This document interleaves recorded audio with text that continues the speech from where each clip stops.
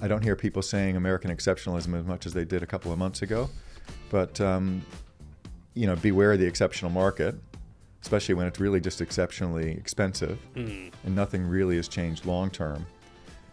With regard to cracks and what are we trying to find as a contrarian manager? We're looking for markets that are expensive or markets that are cheap.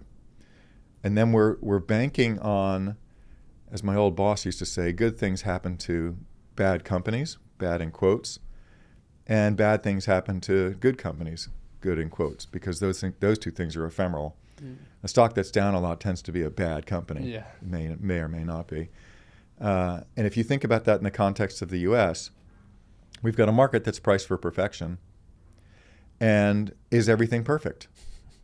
Everything has been fairly perfect, incredibly supportive. You've had a ton of money flowing into financial markets, either fiscal money or money from the central banks, creating money and shoving it in.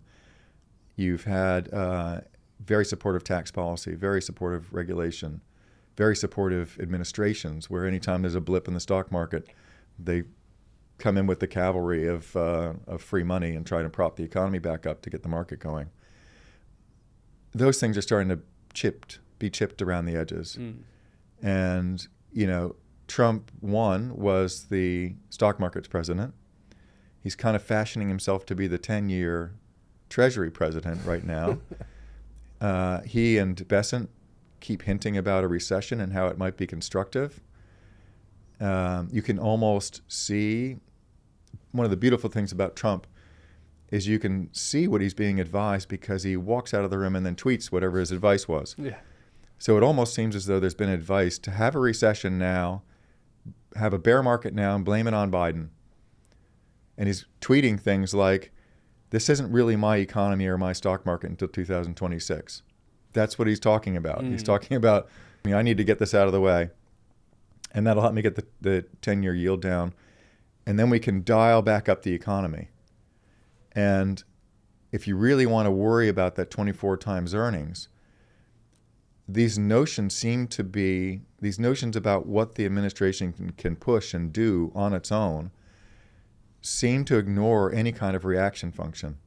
It's almost as if they came up with it during the campaign in the bar and didn't think about ... Yeah. But you're seeing now, okay, we'll apply tariffs.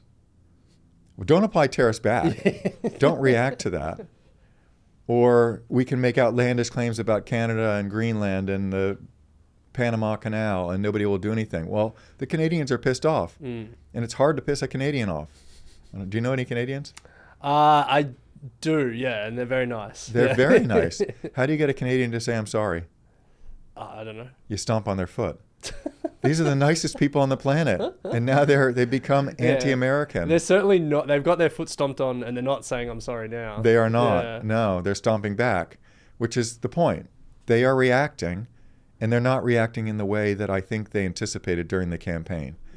And that is really important to understand, especially if you think about, well, we'll dial in an inflation, we'll dial in a recession, and then we'll dial it back up. We haven't had a big recession in a long time. And dialing it back up is not so easy because of human nature. We talked about before. It's people being afraid. And how do I secure my livelihood? Okay, I won't spend. I won't try and get a new, better job. I won't buy a new car. I won't have another child. I won't move into a bigger house. Economic activity drops and grinds to a halt because people get fearful. Yeah.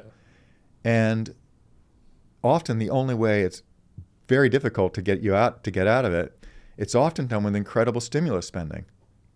Well, we just said we're not going to spend stimulus spending anymore, and we can't afford it because we have $37 trillion in debt, and we're running a 6% deficit each year. We have to save money. So not so sure that you can just dial this recession in and then dial it back up. Yeah. So the U.S. Remember again, getting back to valuation, price for perfection, and things don't look perfect. Not even price. I mean, we're not priced for good. I mean, what if we just get good? What if some of this stuff works and some of it doesn't? That's going to be a negative relative to the expectations of the market. And then there are markets all around the world where the valuation and expectations are quite low, and things might be getting a little bit better. Yeah.